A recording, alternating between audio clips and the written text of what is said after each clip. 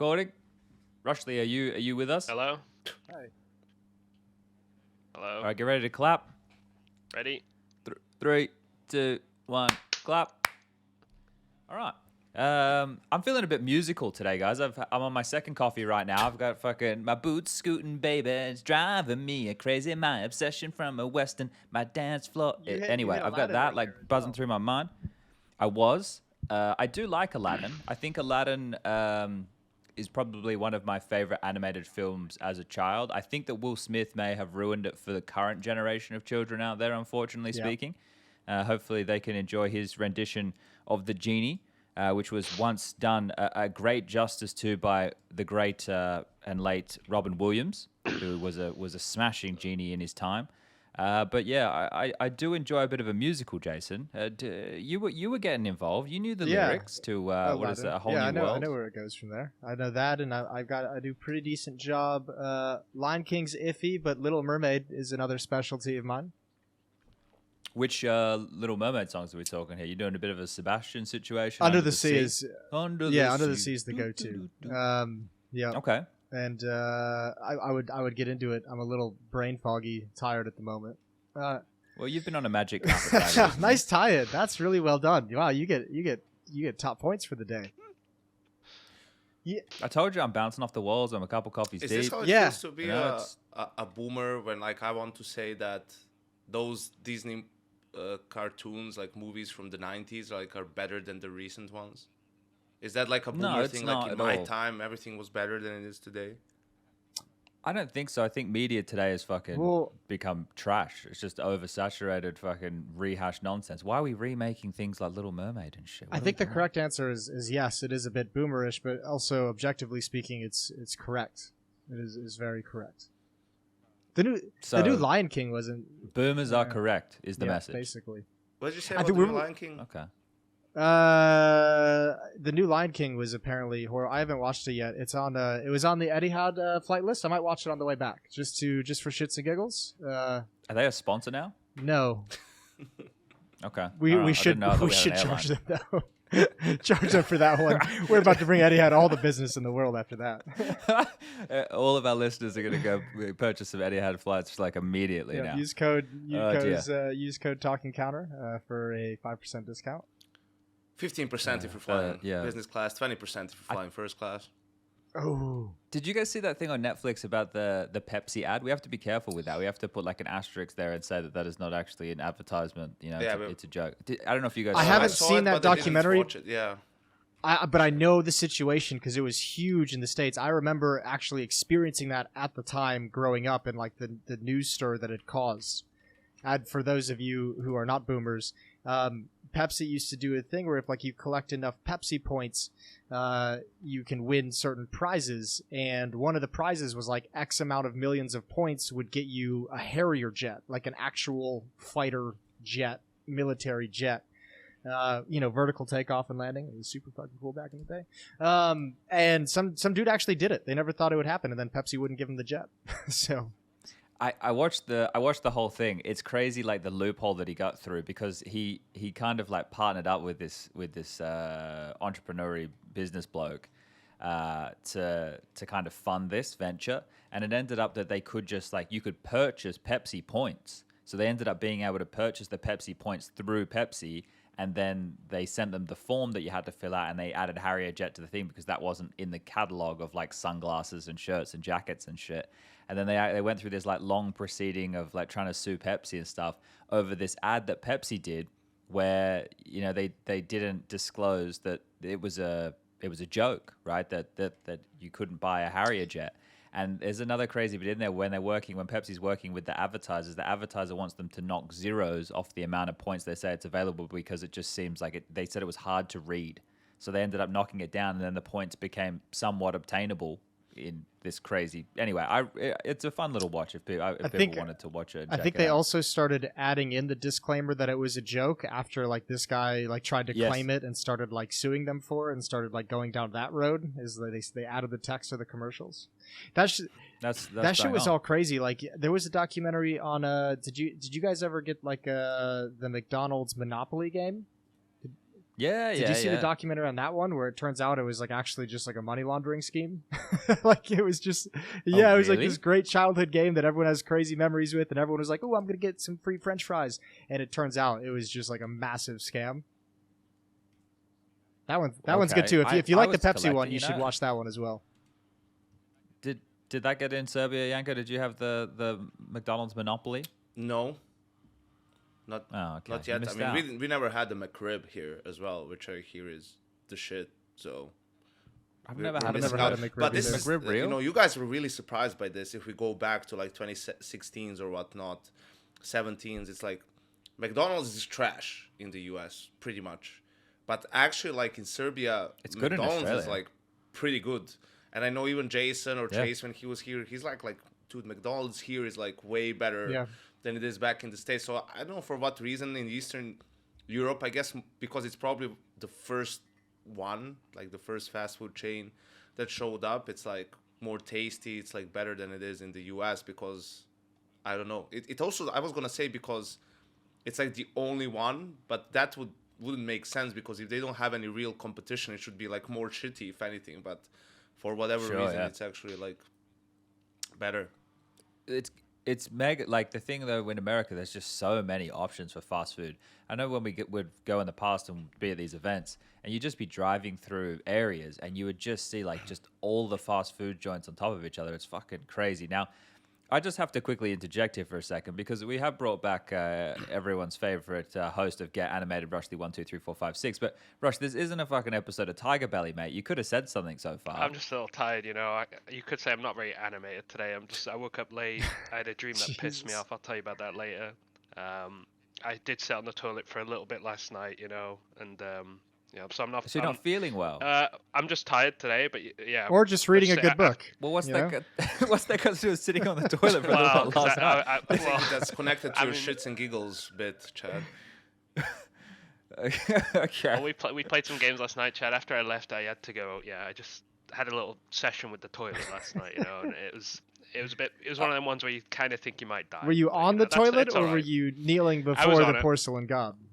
I think I was on it, but I was like almost kneeling because I was hunched over in such agony, basically. Really? Yeah, That's but not it was good. all right. It happens once a year or so. So Well, Maybe you should get that checked no, out. I think I ate something. you've also just told us before we went live that you were having a nice Chinese coffee yourself, and that's a good little laxative to have just after you spend the night on the toilet.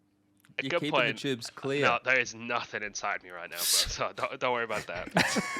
Well, Nothing's coming out happy today. to hear that, even though we're not doing a video stream. But yeah, Jason, Chinese coffee, is that like a euphemism? No, he No, he told me. really has Rush Chinese and I have coffee. been chatting a little bit about coffee over the past few months here and there because he was my inspiration to start bringing my portable AeroPress coffee maker to various events. I brought it to Malta when I was there for a month, and it was a revelation. So then I brought it out to Brazil as well.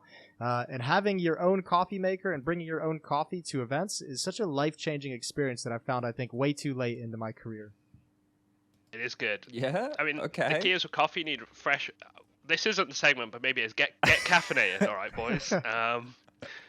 Like This isn't the segment. Okay. fresh roasted coffee is very good. Like if you just buy stuff from supermarkets, it's always garbage, and you always need to buy beans, like of a roastery that's near you. You know. And Yeah, then shop local.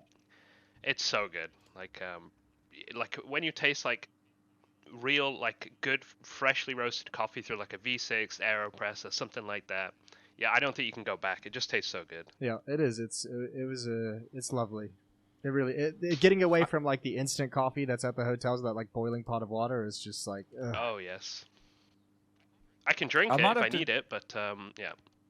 I might have to treat myself. You know, I do enjoy a good coffee, but I just do the little pod Nespresso machine at home, which does the job, right? It's not It's terrible, easy. but it's the evolution of instant coffee, I would say. Right, it's become something in the household that people are able to get their hands on. You make a quick coffee and away you go. Even froth your milk, you get the little milk froth. But maybe I have to be more bougie. It's not.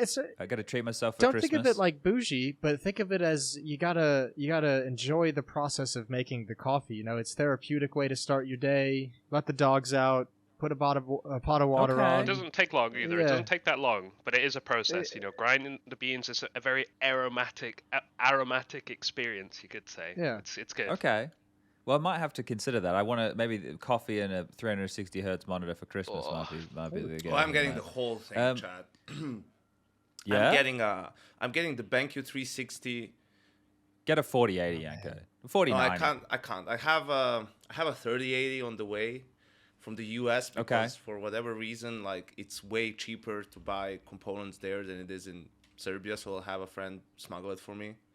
Try and smuggle it. Shout out to the Serbian customs if you're listening to this podcast. This was just a joke. We're all kidding. Just a troll. This is a comedy so podcast. I'm getting that one for CS, and I'm probably gonna get like the Samsung G8 something like the curved 32-inch one, 240 hertz for like my single player games that I like to play. Okay, I know like God of War and that kind of stuff, right? So like the 4080, I couldn't when I was like ordering this one, it wasn't available anywhere, which is what I wanted to get. But then down the line, it becomes available for a reasonable price. I'll just buy that and put that in there as well. Just have both of them in. Fuck it. What's a 4080 worth? 1300 is like I think the MSRP, which I don't know what it means, but it's like the recommended price something. Okay. But this one, I got a 3080 for like $800. Oh. Okay. Because I got a new computer this year. I think at the start of the year it was. Maybe it was late last year. I forget. One of the two. But when I see the fucking 4080 come out, I'm just like, I want the latest tech. I want a 360 hertz monitor. I want to know what it can feel like. I want to know what true power can feel like while I play Counter-Strike. You know how to take a graphics card out now, though, so you could just buy it and put it in. Well, why don't I just get another computer? Start building a LAN if you do that, send me a inside. CPU, because I'll take the 5950X. Or I could just slots have into multiple PCs here, Rush. You can come visit, mate. You can I'll have steal a the room. chip, mate. I'll steal the 1900K. I got that as well. From Intel, shout out to Intel for supporting Counter-Strike. That's why I'll never buy an AMD. Chad, and shame on you, Chad. Shame on you. You out of all people. How do you know that I have an AMD you just said processor? It because Rash said he's gonna get the 59X from you, or 5950. Oh yeah. So I do have an AMD processor. I'm a budget gamer, so I need it. But yeah, Chad has no excuse. We're throwing a lot of corporate names around here without any sponsors on the show. I just want to put that out there. Well, we're just showing them what kind of power we have. Yeah, we got to over show the them the brand numbers, name, right? yeah, So that we could. Yeah, where we show them how many listeners. No, but just quickly on that, bit of a sidebar. This is where like we're breaking the fourth wall, and I'm like stepping through the screen right now, and I'm chatting right into the ears of the people at home. I made a Twitter account for us. The Twitter account name is literally @TalkingCounter. And if you want to follow us on YouTube as well, it's also @TalkingCounter. I think you have to subscribe. You subscribe on YouTube, you don't follow. Yeah, if you guys want, because we're gonna try and put going into next year a little bit more bells and whistles effort into those areas, and a good way to communicate with our viewers, I think, would be over Twitter. It's a nice little discourse. So anyway, now I'm going to step back out of that fourth wall and back into the conversation. But yeah, have I derailed everything? I feel like Rush was our now. first folder. Yeah, damn right. He was straight in there. He was. Chad, you made the account and you didn't even follow it. You asshole. No, I didn't. Well, I got to following, I was doing it in an incognito tab, and I fucking forgot what I set the password as right now. So there's a few steps that I'll have to go through to get back into the account, but I'll be able to access it. It's possible. It's definitely possible. Why? Okay, this is gonna get me a little bit triggered here. Why now, right? Are we not officially verified anymore? Why have I got a blue tick, but other people like ESL have a gold tick? Well, what's so going on with for this? business. The gold tick is for businesses. He's changed it. So the blue tick, it's gone from the thing that you tweeted at me yesterday, Jason, and now it's gone back to this account is verified because it's notable. It may or may not be notable. It's notable in, yeah, but now it's flicking between the two. So what am I? Am I notable or not notable? You're in a bit I think of that's a, for the. Oh yeah. This one. Mine is. It's different. notable in government, news, entertainment, or another designated category. So you'd fall into entertainment, I would imagine. Because I think for me it says. Wait, is that what it says for you when you click on Chad? No, that's what it says for me when I click on mine. That's what it says for me as well. But for Chad, it says this is a legacy verified account. It may or may not be notable. That's what Jason says for me. Let me see Jason's. Let's see. This is. So we've been downgraded. I've been man. It's like- re-upgraded. I was at that one, the screenshot that I sent you. I actually feel great. This has woken me up. I'm back to being notable. but I'm taking a screenshot of mine right now. This is fucked, Yeah. bro. Like No, we're but gonna this have is to the thing. get When someone else, Mr. when someone, Elon Jason, Musk for on the me, phone. when I look at you, it says this is a legacy verified account. It may or may not be notable. So it's like if you look for yourself, then it says the nice thing. But if you look at someone else, then it says it may or may not be notable. That's sneaky as fuck. Fuck. Okay. Right? Because I think it's gold is for companies. I think green is going to be for like green is Green? going to be for like politicians and the political sphere. I think like Okay. government people that are like there for it's like a public good verification. And then blue is obviously subscribing to Twitter Blue. Fuck. Yeah. Okay. Mine's bugged. I don't even have one, so I mean, I don't know what happened to mine. Yeah. Bugged. Well, look, Rush. I think this is the perfect segue now that you brought this up. You don't have a check mark at all on Twitter, but you know what you do have? You have a segment on Talking I do Counter. have a Now, segment. get animated. It was very popular, and by popular demand, we're looking to bring it back. The people loved it, Rush. The people at home loved it. Well, I read a comment. It kind of shook me a little bit. It was from. You shouldn't read the comments, Rush. Yeah, Listen well, to Joe you know, Rogan. it was from apart N9753, and he said, "Fuck anime. I didn't come to a CS podcast to listen to about weeb shit. So, getting animated in its current form is cancelled. It's dead. It won't be coming back." One comment. Well, you know, I'm a sensitive What about all guy, the people you know. that liked it? Well, you know, there's always one. So, the guy, negative so, the negative um, one the negative ones hit harder, Chad. You know this. It's true. It's true. Yeah, Yeah, tell They hit Chad like a about truck. it. Okay.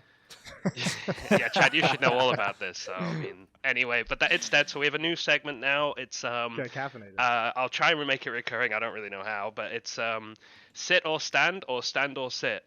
Is this for This is pig? the Is this for segment. pig? You want to know?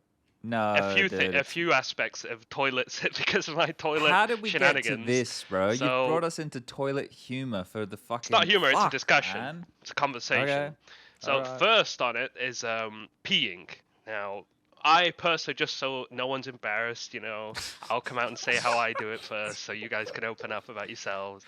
But personally, when I pee, I stand up on my 2 feet and I pee into the toilet bowl. So that's how I do it. There's, Oh, but there's, do you- there's nothing embarrassing about that, Rush. That's Do you the aim only for the- proper way to do it. Do you aim for the little puddle or do you? That's a fantastic question, Puddle. Okay. Are you off the Yeah, back? or I know, the I- backboard. You go off the Left side. You go off the Left backboard. side. You go off the backboard at night if you're trying to keep things a little Be quiet. quieter. Yeah, Yeah. that's a self. I don't know. You still get it's the just noise that- of it hitting the porcelain, though. But like, that's it's less not than like the, it's- I can't even make that noise, but the noise when you go direct down the center, You know, the bullseye I feel the shot. best to aim is just before the water, so you're hitting the porcelain just, and then it's straight. I think into that's the- more risky to though, because there might be a bit of like spillage. like those Or a drippage. couple of strays that well, might make it yeah, down, onto your feet. Also, yeah, that's a big risk. I go Okay, I don't- forward and left, I don't know. like How, center left. I don't know how we've gotten into this topic, but now that we're here, I play. Do you guys play any games while you pee? Like I. No. So like While I'm peeing, I No, try and I read I try comments when and I'm on the toilet seat. I try and flush the toilet at the exact time that the water disappears when I'm done peeing. I try and time it, that's what? and What does that mean? it's What great does that mean? because every toilet you go to around the world has a different timing for when the water disappears. So it's like a challenge. Every new hotel is like, okay, I've got 6 days to learn the timing of this toilet to beat the game. I said there was no I shame didn't to know this you were segment. this That's a little. intense, That's a bit Jason. much. It's just like taking a fucking piss, but good for you, man. I I'm- don't have dude, any. try it. He's gamifying. He's Try it at he's some point. gamifying urination. Just think about it Yeah, next I time you're get it. peeing. Try and do it, and you're gonna get hooked onto the game. Okay. Well, I've never tried it, Well, so I won't knock it. I until played I've this tried game. It. I tried to like only pee in the toilet, and not on the toilet seat. That's Ah, that's yeah, alright, that's fair my enough. game. You're not doing the Madonna and peeing on your feet in the shower, or Anyway, we've think that we've was strayed a from, bit. like, on my own We've strayed a feet, no. bit. we have. So But the so reason why I the brought re- that wait. part up was because a lot of people sit while they pee, and I wanted to know if there was But any that's because sitters you're in here. Germany. That's a common No, thing I've in seen Germany. I've seen some polls, and it's pretty split 50-50, to be Joe honest. Miller- Worldwide. Joe Why do you Miller- have a lot of I mean, you've Germans voting seen in the some polls, man. I don't fucking Joe Miller know. did put out that poll a while back, and it scared me a little bit. how many people voted that they sit while they pee. Me too. It's very common. Very common. But I think, look, I think that there's two things here. One of the two is that I think that there is a thing in Germany. It's the same with like showering in Germany. It's weird. They like sit down in the bathtub. Like that's how they fucking shower in some places in Germany. I remember hearing about this. That's crazy. But yeah, wild, right? But the long and the short of all of this here, when we're going back to the urination situation, is some of them like that's how they were brought up to sit down to pee. But there's also like some people like the comfort of it at home. They just they want to take their time. They sit down, they piss, they stand up, and they're off. And what you might be standing up to urinate when you're at like when you're out and about, right? But when you're home, maybe they think that it's a bit of a treat to be able to sit down to urinate, and they don't want to stay. I'm with you boys. I'm just trying to play devil's advocate here to the unrepresented. Well, no one's Look, I'm not debating that, Rush. I'm just trying to offer up something here from their side. So we'll have to let them have their comment. But you may as well move to the second part. Yeah, second part of this. This is the one that's one really that's going to be kind of wild. This one's very controversial. Before you move, because we're moving from number 1 to number 2, I imagine. Correct. I was like, what's your technique when you wake up with a hard-on and go pee? Sometimes you can kind of angle yourself. Like, it can be like Is the Superman pose you go for? Kind of, yeah. You extend your arms and kind of like lean forward onto the wall in front. Sometimes that kind of works. This segment is not as good. Anyway, let's move on. I go with the crouch and push. That's the crouch and push. Oh, okay, I think I get it. Yeah, I get it. You can give it a go, Rush, one time. I'll try that tomorrow. I'll try that tomorrow. Way too jet. Rush, this is going to cause a lot of outrage. Can we please get to this next one? Okay, this one's really, really rough. So, boys, you're about to lose I'm not saying, your minds. I'm not saying, if you poop standing or sitting, for now, let's just assume everyone sits when they poop. However, some people squat. Right? That's true. Let's forget that for now. Let's forget that. All right. So only toilet sitters. Now this one is squatters. About 65% to 35%. But I was discussing some things with Chad the other day. Business, Revise that. we were just talking. Revise that immediately. There are a subsection of human, myself being one of them, where I basically, when I do a little poopy in the toilet, I hate it. I stand up and then I wipe. How have we gotten to this part of the fucking world? Wait, what? Isn't that... He stands to wipe. Now, there's a lot of opinions on this, Yanko. So how do you do? That's how I do it. Is there another way? You stand up. You stand up, Yanko. When you wipe. Of course. What a legend, bro. I knew you were BZ, Yanko, but my God, that's nice to hear. That's made my day. What's the other way to do it? I don't know, legit. People sit down, Yanko. While they're sitting down, where does my hand go? Exactly, yeah, exactly. Exactly, right? To me, it doesn't make sense, but it doesn't make sense that we stand. We're in the minority. We're 35%, believe it or not. People do not know the other side of this exists as well. Like, people who sit down don't know that we stand up, and we stand up as don't really. I mean, I knew people sat down, and I think I tried it, and it just was uncomfortable. It kind of hurt my arm a little bit. So personally, I stand up. So I'm curious to hear what Jason and Chad do as well. I know what Chad does, but you know what I do, mate. Why would I be so opposed to this? Why would it? Because we had this conversation the other day on Teams, exactly like we're doing now, just with the mics not recording, and I couldn't believe it because I think that there's so many obstacles. Like, so standing up, I imagine that you're not standing 100% straight, right? You've obviously you've got a little bit of bend in the knee. It's like before a golf hit, basically. Straight. Yeah, that's good. That's good. Yeah, that's true. Relax. Yeah, so there's a bit of bend going on. I understand that, right? I can see how it would be working here, but I just feel there's so many obstacles. First and foremost, you're removing your ass from the excrement removal vehicle, being the toilet. Yep. So you've now created a massive gap between the two, where anything could really happen. If you're having wait. It can be tricky. Yeah. Like what? What's the worst thing that could happen in your mind, Chad? Well, because if you're having how are we fucking 25 minutes into a podcast? If you've had a real messy business down there, Jason, here we right? go. And on. it's been a bit of a war zone down there, right? There can potentially be some drippage. There cannot be drippage. There cannot be drippage. That is ludicrous. There can be drippage. Well, it depends on how violent you're talking here. The bowel movements, Rush. I think there can be drippage. Maybe.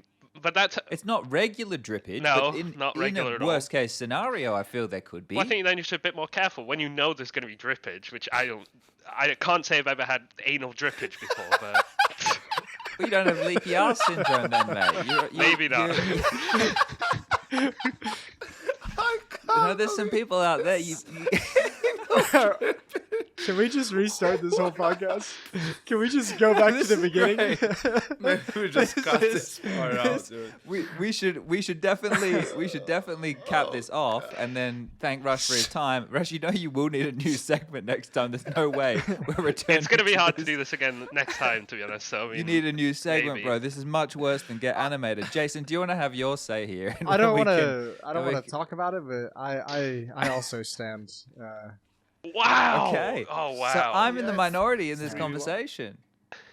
Wow. I think they're the okay. first two open sitters that I've spoke to be honest. And I can Open standards, you mean? open standards. Sorry, yeah, you brought us out of the closet with this one, Rush. I can honestly say I've never experienced any obstacles with the standing situation. No drippages, I guess you call it. The only problem is like, if your back hurts for whatever reason, right? You have some back issues, and then like the turning, right, is a bit more difficult. Yes, when you're trying to get the hand back there, yeah. What if you're hungover, Yanko? Doesn't matter. Okay, all right, fair enough. Okay, well, Rush. Well, this has been a segment of sit or stand, stand or sit. We'll see if we can bring back next time. Rush, I think you should just today. have a new random segment every time you show up on the show. It's animated one time, stand or Might sit have this to, time. yeah. Next time, just completely new. Just bring it to us random. It can't be that again, Rush. We can't have that again. We All should right. we enough. should It's more of a minimize discussion, you know? the anal leakage conversations. Should be at a bare minimum. I'll throw that out there. I think we need to put a fucking disclaimer out now before we put this We're one gonna out. have to. We'll have to address okay. address it in the tweet. Okay, all right. Well, thanks All for right, your time, Rush. have a good day, everyone. All right. I'll catch you later. Thanks for everything, man. Bye, Rush. Peace, peace, peace. Well, where do you go from there? What can you say about that one? I can't believe that's what he brought to us, because we were talking earlier in the week and I was like, if we do another one and you're around, do you want to just jump in and do another like segment? And he was like, oh yeah, sure, I'll think of something. And that's what he's come up with. Well, I'm so you know he had disappointed. something completely different in mind before he spent like 2 hours in the toilet last night, and then he was like, you know what, I got a great idea. Yeah, I guess it just feels like it's a missed opportunity here. I'd love to. We'll hear what the people at home have to say about it, Yeah. but that will not be back. Maybe he has to sit out the next episode after that. Fucking. Okay, all right. Let's get back in the room, Yeah. shall we?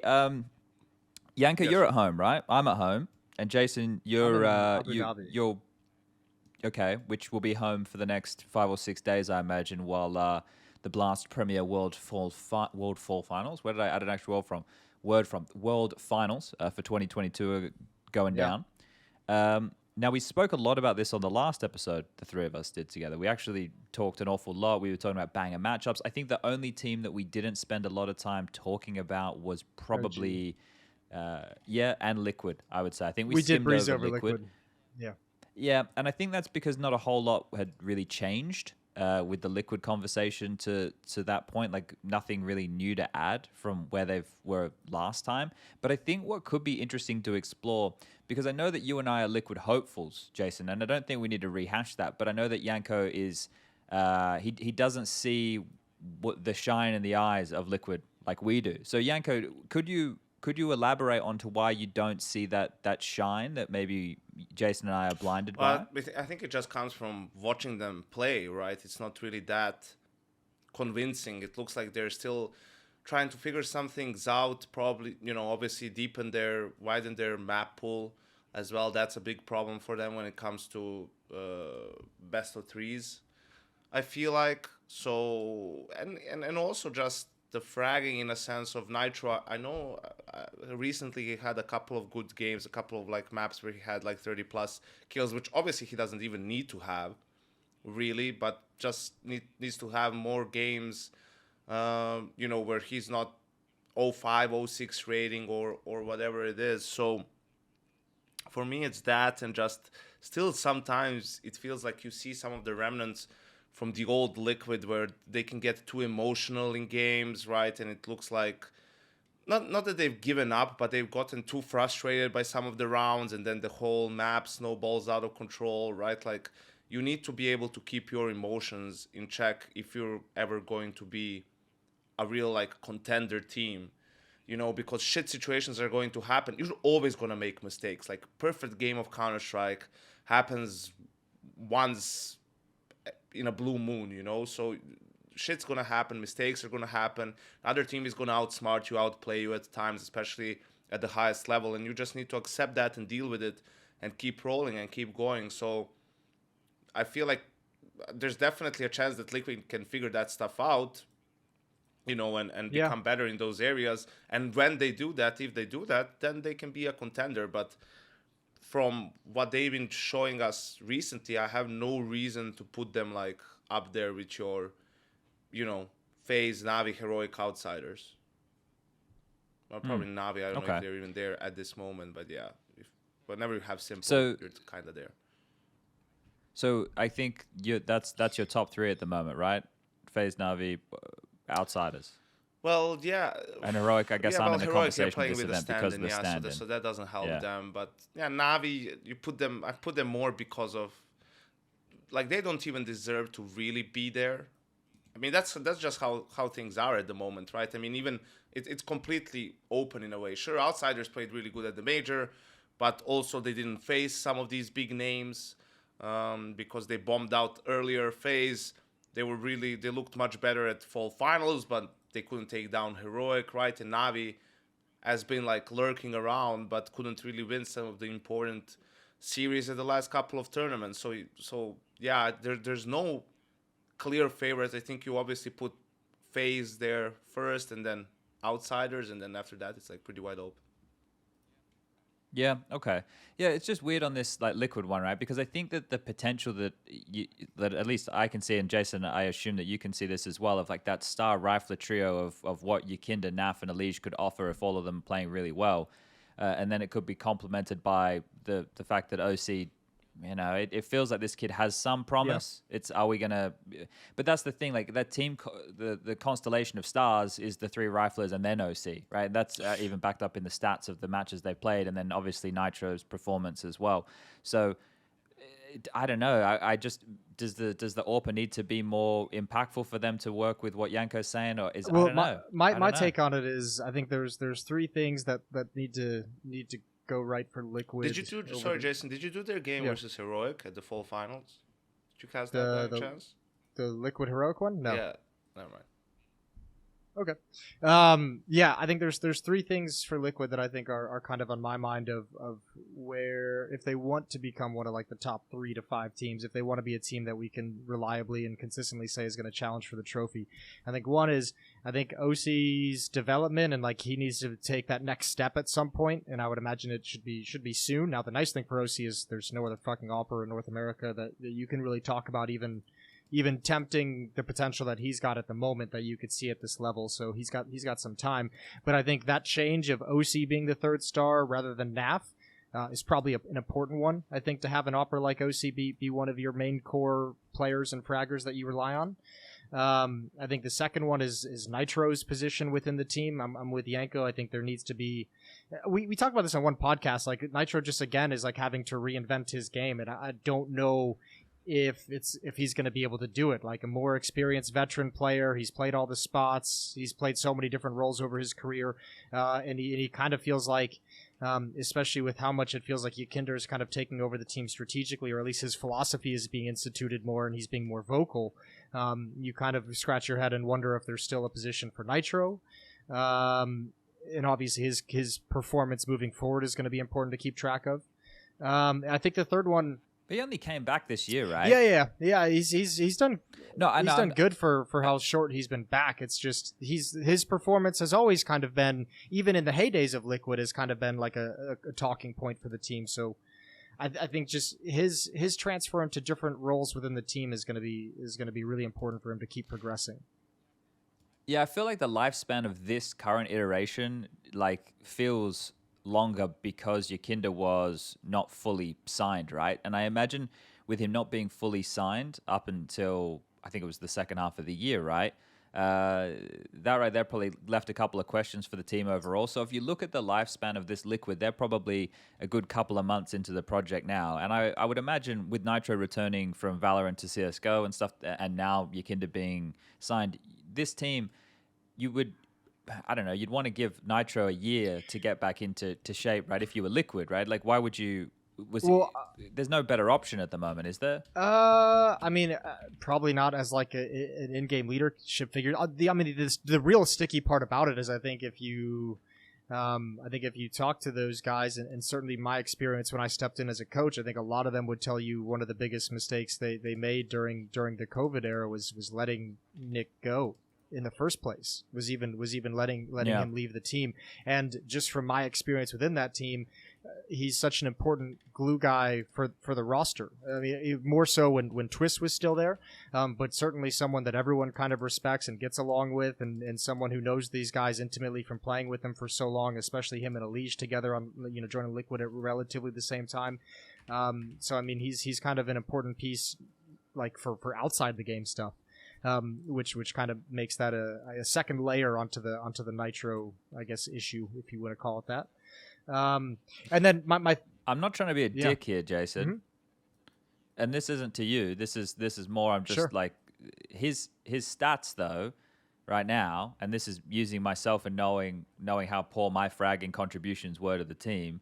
His stats in the last 3 months are the same as mine were in my career. Which, like, I know how poor I was with my fragging contribution. So you can't be you can't be like that in modern Oh no, Counter-Strike. that's the big worry, is because like especially for someone who, again, like changing roles, playing a few more anchor spots on the team, like needs to be able to deliver when he's called upon. So there's been some, obviously, the bright spots of the last event, the last couple events, where he's had some really good like individual breakout maps here and there. He's never going to be a consistent star, but I mean, just keeping an eye on it mostly I think it's just a matter of not being a liability. Is what needs to be aimed for, and at times it's felt like he has sometimes been a liability, but I think he still has some area to get better after his return from Valorant, and obviously the team trusts him a lot and like him a lot, so he's good for now. But that's just one thing to keep an eye on. That's like kind of my second point. I think my third one, and this is a little bit more of having some insider baseball into the team and the players from when I was there. I think Elige needs to have more of in my mind, like more of a leadership role within the team, more responsibility and accountability in terms of keeping the team emotionally. He needs to be one of those guys who's keeping the team emotionally on track, right? Like that needs to be a responsibility that he takes on. Because those issues. So you think there needs to be a development? Yeah, like he needs to take the next step into not just being a star player, but he needs to be more of a leader star player within the team, the way Nico is for his rosters, the way Simple was towards the end of last year, when you saw him conversing with the team. Like that's the role that I envision Elige should be taking next, is not just being this pure fragger star player, but needs to be someone who is, an emotional anchor and an emotional rock for the team, to keep them together, rather than the conversation being like, look how frustrated Elige is. Elige is pissed. Look at the way things are going now. Like, look at the way this emotional collapse is happening again. And that's kind of my number 3 thing. And that one might even be the most important in my mind. But again, that's just some insider baseball from my experiences. But also, here's an interesting question, because what you said, right, and we still look at it that way, in-game leader or just a weaker player potentially. You put him as an anchor on B Mirage or whatever, B Inferno, something along those lines. But when you look at it, it's like those are the positions where you're stressed more mechanically. As an anchor, right? Like you just have fewer options and you just kind of have to deal with the hit as it comes in. And probably, if we're talking about Mirage specifically, have to take some aim duels, right? Because people also like to creep out apps, creep out RAM while they're putting pressure mid, right? So is it maybe better to have some of those players in like a more of a rotator role, right? Where they can use their game sense, so to speak, to like pick fights better or position themselves better in terms of getting a read on what the opponents are trying to do? Yeah, I think in theory, I think the problem that Liquid has with that is a little bit of, I don't want to say like role overlap, but like that's like Naf's bread and butter. That's like what he's like just so intuitively good at, is being that rotating player, being that support player, and just kind of always understanding. Like Naf is just so good at arriving at the perfect moment to have impact, to stop a bomb site from being lost. And I'll say, I mean, too, I think I noticed it on Vertigo. I think they switched up. Like Nitro, when he came back, was anchoring the B bomb site. I think they've put NAF back to anchoring the B bomb site and given Nitro more of that like middle rotation support B position. So I think they're kind of messing around with some of those ideas, specifically on maps where Nitro might not feel comfortable being the anchor on. But I mean, just to your point, NAF is just such a stellar all-star rotational player on the defensive sides of pretty much every map. Like you think of him on like an overpass being the guy who kind of leaves the B bomb site to creep up towards A. Like he just has such a good feel for it. So I mean, I think that would be that certainly is a potential answer to that problem. But then it like anything else, it's going to create a new problem elsewhere where all of a sudden you've taken this high impact player out of that role in NAF that has given him so much impact and he's really built his career on. Yeah, I also think, just in general, like not, for Liquid, sure, but because also we saw it in Astralis that Glaive, started playing worse because he had to take some of those anchor roles. He had Config and Blame be the rotators or some of those guys who took some of those spots, right? And you could see how he was struggling more because just he doesn't have really the mechanics to take aim duels with, fucking, I don't know, Patsy and Bit and whoever else, right? Whereas, just like you pointed out with Nav, that would be something that Glaive was really good for. So I think maybe some teams, obviously Astralis similar to Liquid, they would probably lose more than they would gain by making that role change or position change within the team. But I think people are realizing that even if your player is weaker mechanically, like an in-game leader, but he's a very smart player, that probably you still need to keep him in some of those spots so that overall your side is stronger that way.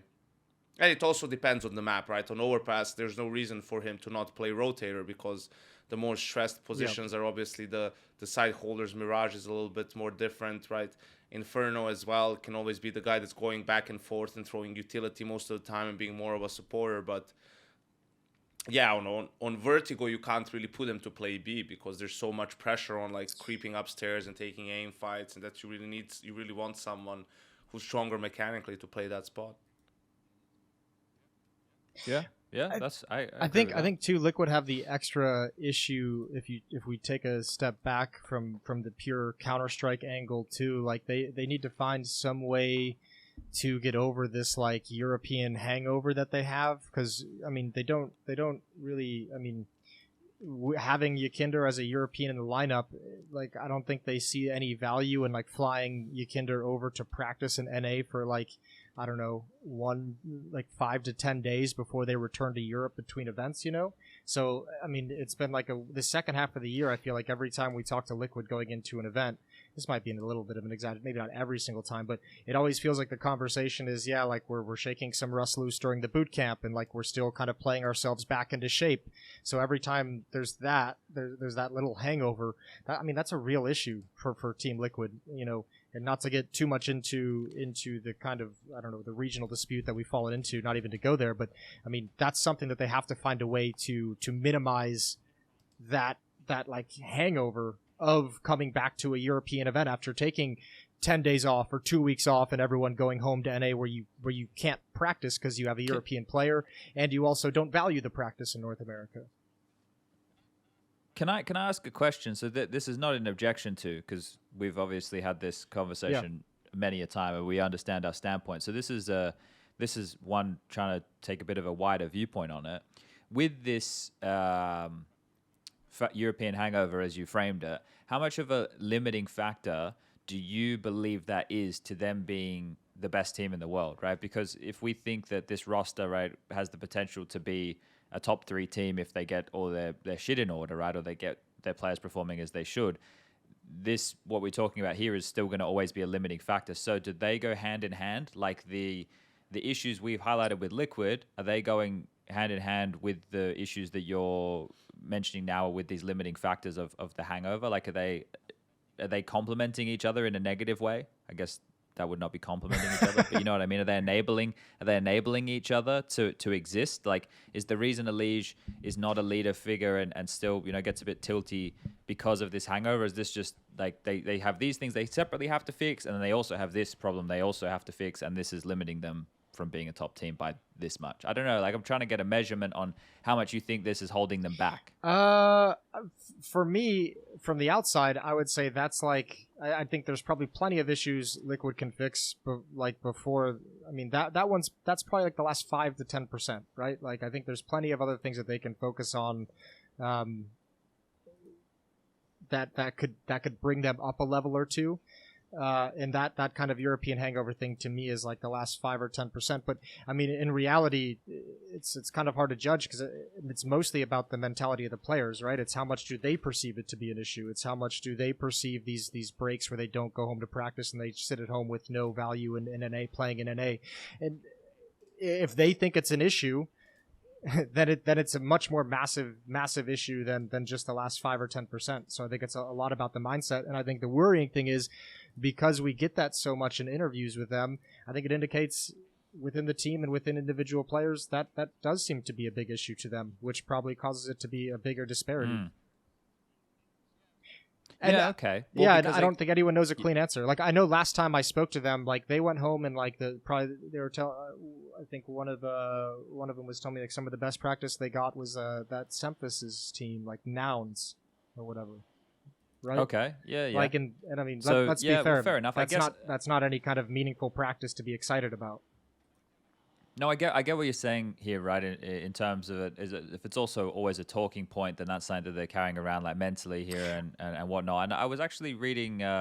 This is kind of linking the two together. I was reading this Hunter interview that came out today on HLTV just before the World Finals.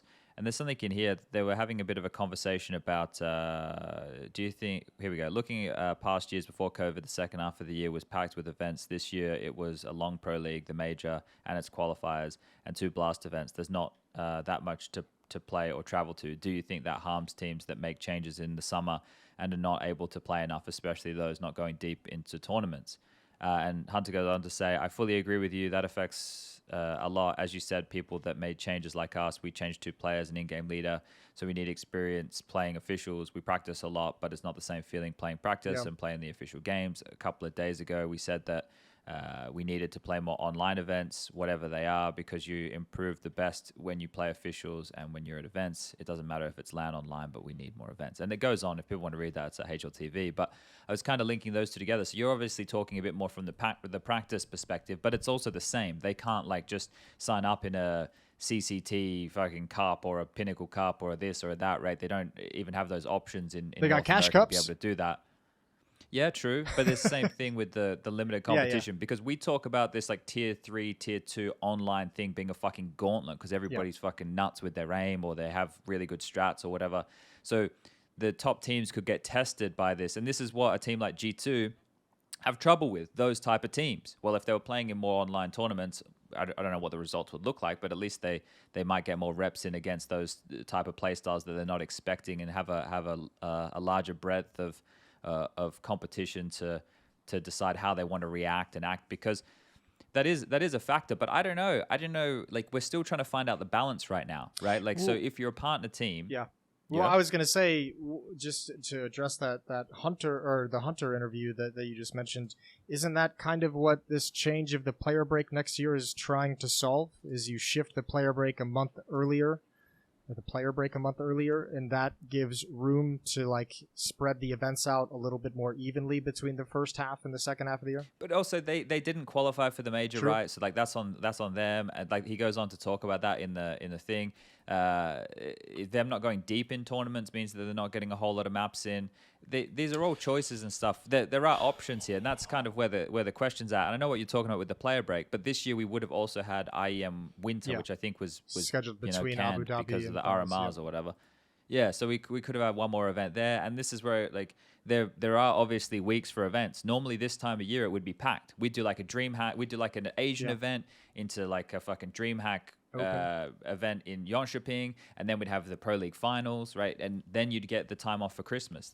This time it's not as densely packed as it was before COVID, and that's because we don't have as many people running events as we did before. And there is space in the calendar. Like I can see the space. We've been existing in the space. Complain about something no matter what. If they didn't have as much time off, they would complain, oh, we don't have any time to practice and refresh our playbook because we're just playing officials all the time. It's like That's a good point. you can't have it. You can't have it both ways, right? Like I agree. Of course, officials are important, but also your practice is important in a sense of you need to set it up in a way and practice in a way where, yeah, It's like an official. and the biggest problem is the Yeah. opponents, right? Maybe your opponents are not playing as serious as you are, and they're going for some moves that are right unrealistic if you were playing in an official game against each other, especially on a LAN game or a playoff game or whatever. But you just need to. That's fine. Like if I'm playing a game and we're 5v4 in practice and we lose because a couple of guys did some crazy plays on the side and pushed and we lost the round, I'm gonna be like, yes, this is annoying, guys, but this is not realistic, so it's fine. Like whatever opener we try to do and it worked and we got the opening kill, that's okay. Like we think that this can be a good move. You take note of that, you write it down if you're the coach or the in-game leader or whatever, and you move on. Like it doesn't matter necessarily, right, whether you win or lose in a scrim, depending on what you're trying to do. If your scrim is today, we would have some days like probably at the boot camp before a tournament. This day, our goal is to win every single fucking scrim, 30-0 if we can, right? Because you're trying to get into that competitive mode, and then it is important if you win or lose in a sense. But sometimes you're just trying new strategies, like you're trying to play in a certain way which you're struggling with. Like let's say you're struggling to play slow, so you're forcing like this slow style, even though it necessarily isn't the best call in a round. And the point is, like, even though your opponents might not be playing in that way, you need to be aware of that and know that the reaction will be a little bit different in the next situation, right? So I don't think there's a perfect balance. You're always going to feel when you lose that you could have benefited from either more practice or more official games, but I think the way you set up your game and set up your practice is really important, and it can diminish that feeling and diminish the effect of not having as much time or having too much time. And if I had to pick between the two, I would probably say it's worse to not play for a long time than to play consecutive tournaments. Because when you're in tournament mode, right, it's also people are hype a little bit, you're competing, like you're putting in all the work that you can, like you're working overtime basically to figure stuff out. And as long as it doesn't get too insane where you're like going to 3-4 tournaments in a row and not going home and changing continents and time zones, like that can become a little bit too much where you don't even know where you are when you wake up, right? Like, so, but yeah, I think there's always going to be those sort of excuses or reasons. And I don't think like if anything, there's too few events for teams, not for the viewers. Because you look at Pro League, if you play the first group of Pro League and you don't make the playoffs, that's 4 weeks extra where you don't have any officials. That's a full month. You can give the players a week off to go somewhere, right, and take some time off and then come back and practice online for 2 weeks and boot camp for a week before your next tournament. Or probably it's not even 4 weeks, it's 5, because rarely are you going to have something right the next week, unless it's like the RMR for Rio. But yeah. But you're making a good point, right? Like in the sense that like the events overall, we've had this conversation a couple years ago, and it was the line from the players was, there's too many events, we're burnt out, it's just from event to event, we need some breaks, we need some more time to be able to practice. You've already mentioned that, but now we're getting that. And with that, I don't know, maybe they're still working out how to utilize that time properly. And I think the thing is, when you're in these partnered events, you assume that you're going to be at all of them, right? That's kind of the way this works. So your calendar is packed with all the Blast events and all the ESL events for the year. And the assumption is that we're going to most likely be in all of them. Okay, maybe we don't do the showdown, or maybe we miss IEM Dallas or whatever, right? But you're going to play in all. And then when you don't, and when you don't qualify for the major, you have these massive voids. And we've had this discussion a lot of times, like looking for what is the right amount of tournaments in a year, what is the right amount of maps a team should be playing in a year, or right. There's a lot of these. Obviously, these factors need to have a bit of give or take if you're winning or if you're losing. Excuse me. But yeah, it's one of these things that we're kind of all exploring together. So we never are going to know what the magic number is. We're never going to be able to sit and pinpoint it, and we're always going to be living in that moment, and people are going to be reacting to how the things are appropriate for them in that moment. I'm sure a team like I don't know, Liquid are like, nah, we still fucking travel a shitload, and there's still heaps of travel, even though I would imagine travel compared to what they did previously is a lot less in terms of the amount of little trips, but they're probably still making trips over to Europe and doing Well, it depends, lengthier man. boot camps, so they're still I away really from home. don't care, because you want to be the best in the world. Yeah, right now in Counter-Strike, it means you have to spend time in Europe, not only to compete, but probably to practice as well, right? And you're getting paid handsomely to do that. Like, I'm not saying it's easy, but it's certainly a hell of a lot easier than probably 98% of other things that's happening. And I think Liquid might be Should we traveling be more harder though, now, Yanko? because before we had more events in NA. So some of these big events, they didn't have to That's travel as true. much, and they could spend more time there to practice. But just this whole conversation's always like that. It's like hard or whatever. It's just so tiresome, man. It's like, you're in a competition. You're trying. Do you ever hear, like, I don't know, Formula One drivers like complain or like talk about, oh, the circuit is too difficult. There's like, we have to travel always to a different place. It's like, no, because that's how it is. If anything, they've been complaining recently about there being more races added all the time. So that's like a different thing that's sort of understandable. But it's, it's something that comes with the territory. And I think it's a small price to pay for all the benefits that you can gain from, competing professionally in Counter-Strike and being like a tier 1 team. But I think my point was more so it's just kind of like everywhere it's the same. People are never happy with the situation they're in. Like there is no perfect solution for anybody. Like the Hunter situation, talking about needing more officials, right? Well, we give you more events, and then you're going to say you're away from home for too long, right? I'm not saying Hunter specifically. I'm just saying, this is discourse we've heard over the years, right? So no matter how we change the grass on the other side of that fence, it always looks greener, and then we get there, and then there's something, oh, we want more of this, or we want more of that. Like talking about going and playing online tournaments, that could be exponentially more demoralizing if you go and get the auto invite to one of these tournaments into a quarterfinal and you lose in the quarterfinal of an online event, and you just get fucking bodied, and then you have to go into a LAN event and you just got smashed by, I don't fucking know, FTW. You even had like Astralis was the first team to start skipping tournaments, right?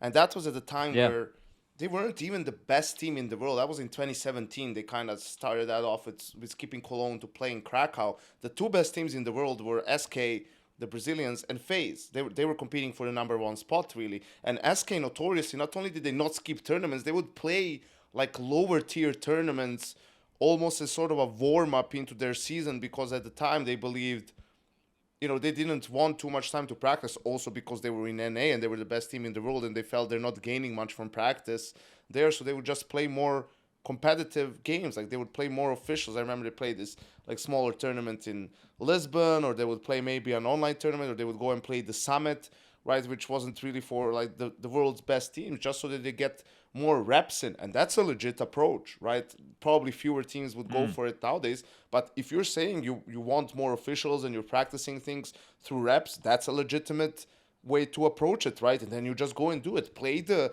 Snow Sweet Snows and whatever these online cups are, and win or lose, you're fine with that, and you just keep going. Arguably, Cloud9, when they were Gambit, initially they had a lot of success, and they were still playing these lower tier cups because they were already signed up for them. And maybe that's something they should consider going back to. Maybe that's for them a better way to approach practicing and competing. Yeah, it's interesting. There's a lot of different thoughts on this, and again, we're kind of experiencing this live, and everybody's trying to figure it out as we're bumbling through it. With G2, as we started the podcast, Hooksy put out a tweet. He traveled to Abu Dhabi yesterday, and when he got in, his father had passed away. So the condolences to Hooksy. So it's obviously, we know that that's going to be a very rough event for him. But in the tweet longer, he has gone on to say that he has decided to stay and play the tournament since that's what his family wants him to do, and hope it creates some kind of distraction for him. So that's just come out. So that's some pretty recent news. But when we were talking about G2 and we're talking about the World Finals, I guess this is going to add a big part to the event. So this is never one of the fun times, and just hope. It's hard. There's nothing to really say. It's heartbreaking. We've it's not not the first time we've seen players have to deal with that. Obviously, the big one was Cato 19 with Dupree and with Flusha. But yeah, I can't even imagine. I can't even imagine having to have that. Just, Well, I just wanted to. an awful situation to be in. Sure, like, trying to use the game as a distraction is more or less the only thing you can do in a situation like this, and I'm sure the rest of the players, the whole org is going to, help him out in every way that they can and be there to support him, but it's just, an awful situation. So thoughts with him, and hopefully the game can help him, like, take his mind off of things at least a little bit. Yeah. So sorry we cut you off there, Jason. By the way, your mic on our end is doing a little skippy thing. So we both thought you were. No, done. I got the player Wi-Fi. Players sucking all the bandwidth out of it. Yeah, well, fair enough. They've got. Well, that's the thing right there. We were talking about this before we went live. It's not easy for them to. Over there, you just have the prac PCs, and you're going to have to, warm up or just play against your teammates or do some aim maps and stuff. I don't imagine there's too many available servers and stuff out there to be playing quality Counter-Strike. No, I did a podcast with Justin earlier today, and he was just telling me they only have like 2 deathmatch servers here. There's obviously like no real teams they probably feel there's value to scrim against, and yeah, they don't have access to some of that. So, I mean, it's only one day at least. It's not like we're one day before the tournament starts. It's not like we're going to be some extended time here. But yeah, that's a change for them for sure. Like normally with these environments, you can prac other teams. I guess I don't know. Would you prac other teams at the event? I guess you wouldn't. You could face everybody. Say. Well, maybe in a 16-team tournament you could, not in like an 8-team tournament. I don't think. Yeah, probably not in an 8-team tournament, but also some teams just in general, if you're playing the later games, they like to have a warm-up map, a warm-up scrim, just mostly for the comms or something like that, right? It doesn't matter, just doing it. Maybe you want to play a map that they're going to pick against you that you haven't played in a while, so it might, be, I don't want to say hurt, that would be like too strong of a term, but it will probably be a little bit annoying for some of the teams who are used to having that sort of a routine on game day, not being able to, scrim anyone. I don't know if, they could even, how big the ping would be for them to Europe, where it doesn't even matter that if it's 100 ping, it's fine, as long as they can, just have any sort of running around type of a practice.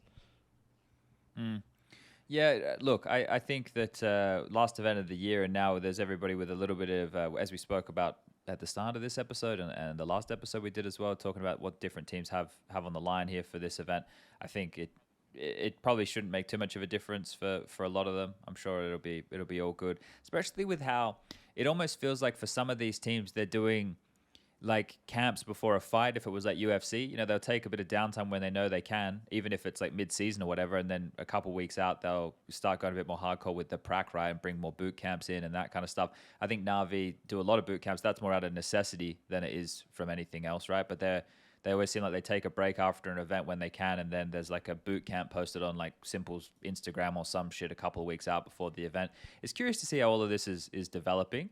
I wanted to segue and talk seriously for a moment about OG, and then I'm happy to move on from the Blast conversation, because I think we did most. Yeah, we covered all the other other teams. We can segue Yeah. somewhere else. We can talk about the new Valve rules for the Major Handbook that came out last night. But OG as a team, right? The conversation obviously we've had about the format and how it's heavily assisted in them being here, and maybe they shouldn't be here when the World Finals is meant to be in Blast Circuit, the culmination of the best 8 teams of the year.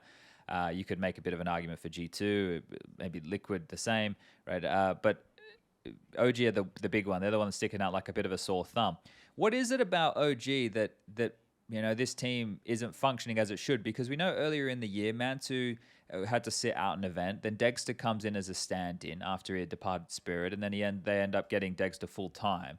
And then OG just seems it's hit and miss. Like they'll win a game against like a established team, and they'll do well in the Blast groups, right, which is where they did their best work. But then everywhere else, like they'll go to Australia to play an event and they'll lose to Wings Up or whoever it was, right? It seems a bit hit and miss when you have someone as experienced as a Nexa, right? He's very experienced by today's standards, I would say, right? Or he's decently experienced by today's standards. You've got Dexter, who's this Orpo that can control the game. You've got Flames, Neofrag, and Fiku. And now, I guess, is that where the issue is? The 3-star riflers are a bit young? I think my problem is I think you just framed it the wrong way. I think this OG team is playing exactly as they should. Like, okay, all right. This is, I think, between Neofrag, Flames, Fiku, you have young and inexperienced players who are supposed to be like your kind of core star riflers coming in.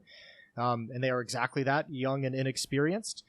Dexter has a new opera coming in, but Nexa as an in-game leader is an in-game leader who even flat out said when he took over the reins of OG is like, I'm not going to be a strategic in-game leader. This team, he's like, I want just everyone to be fragging.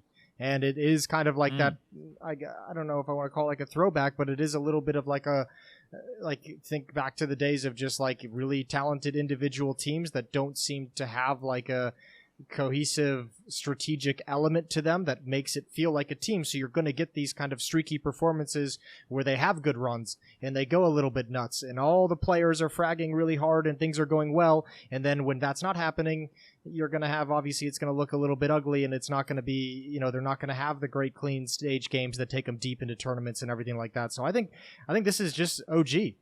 I think until some of these guys maybe get a little bit more experience, or until Nexa decides to kind of shift to a more strategic mindset around the leadership and how he wants this team to play, I think you're going to get this. Because, I mean, Dexter as an opera is even one of those operas that kind of just flies off the rails when he gets going, So I think this is just OG.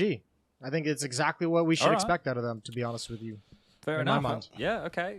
Acceptance. I think I said this the last time as well. I hate them for their results because I don't know where to really place them. Like, you go back to even if you want to go to the RMR, right? Like, they beat outsiders in the RMR, for example, and then they lose to Heroic in the placement game where they could have actually won, and that made them go to the Challenger stage instead to the Legend stage.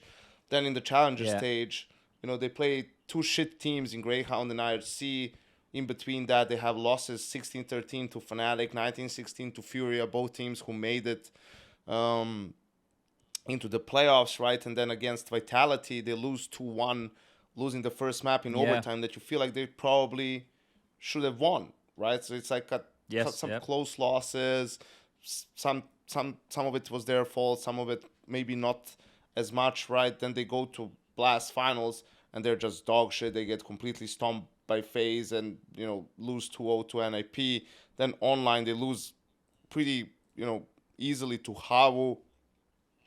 Another 2-0, which is like, that's now a string of 3 series, 3 best of 3s where they haven't won a map even. And that's now really, really concerning, which is why you really don't put a lot of faith in them in this tournament, which is probably why they're going to surprise and have a good result. I think maybe their problem is as well, you look at Neofrag and Fiku, and I don't think there's doubt that they're talented, but this is also their first, English-speaking team. I know for Neofrag, I guess for Fiku as well, right? So probably there's some communication issues in there, like they had to adjust to speaking in English and whatnot, which didn't help their situation. Just a lot of inexperience, really, outside of Nexa. Flames maybe to an extent, but he came during the online era, so he doesn't have much LAN experience, and then you have Dexter as sort of a guy who can take over games, but also takes up a lot of space. So I think there's a lot of small issues that have sort of piled up for OG. I don't think there's anything like big that you can point to and say, oh yeah, if they changed this one, or if they worked on this one big thing and made it better, they would suddenly turn into a contender. I think it's like a lot of these details, small things. They're one of the younger teams as well. I get the feeling that on the HLTV page, I have it open, so that they're 21.5, 21.5. So, that's pretty young in the grand scheme of things. So, yeah, the question is, obviously, this last tournament won't, if they, I don't think there's a chance in hell they win it, but even if they had a good run, that's not going to suddenly make me say OG is a contender. And also, if they bomb out and go out in last place, sure, it's going to be a disappointing really last stretch of the year, but I'm not going to say that because of that they need to change the roster, right? Like I would probably Sure. give it one more season, but that's when I would make my call on Fico, on Neofrag, Flames, even like basically everyone on that team who I believe can be there for the long run and who just doesn't really make the cut. I remember when this Dexter change happened earlier in the year. I remember making a tweet about it, like being really excited by the players in the server, because we had seen Neofrag and Sinners obviously be a really strong rifler. We'd seen Fiku a little bit earlier in the year with Ago, I think it was, at Pro League, and he had some really nice moments. And just with the way that they like to approach the game, it felt like in the thick of things, a bit brawly in your face. But when you're up against the best names in the world consistently, they can shoot just as hard. And I think that's one of the things, like this excitement, having all of these parts that like to roam and fight. Like Flames is the same. Dexter's obviously hyper aggressive. Nex has always been an aggressive style in-game leader. Like having these parts, it ruminates. Is that what I'm going for here, Jay? With what you were saying, Jason, about we're getting what we should, right, with this team, and in summary, I guess you're bang on there.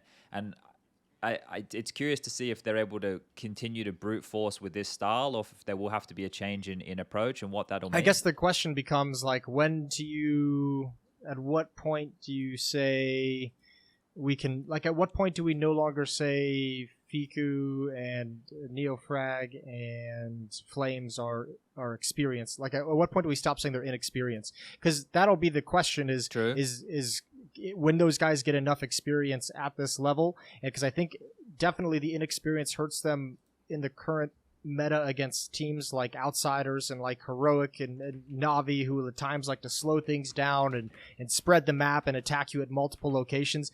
That's where like that hyper aggressive, like pure individual fragging style is sometimes going to struggle, is when the inexperience like really kind of throws them for a loop on how to shift the defense or move around the map properly.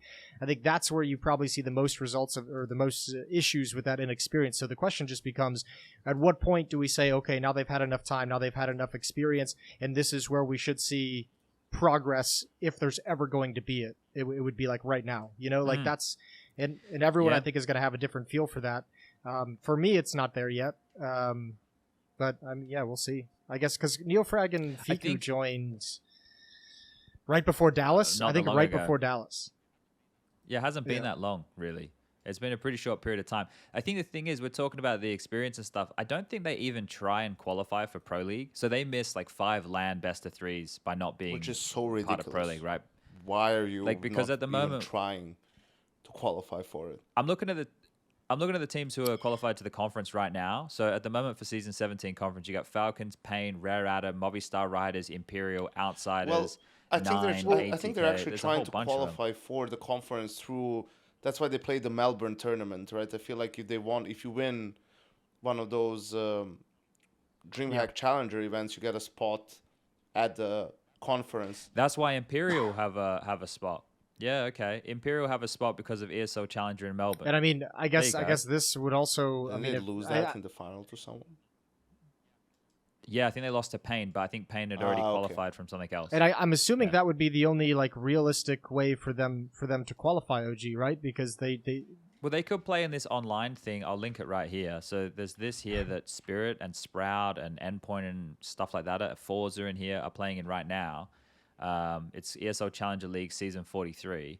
And the winner of that gets a spot at the ESL Pro League Season 17 conference. So I would imagine Spirit are the hard favorites for this. But there's some other names in here that I mean, I don't. And I like people's pickles. There's.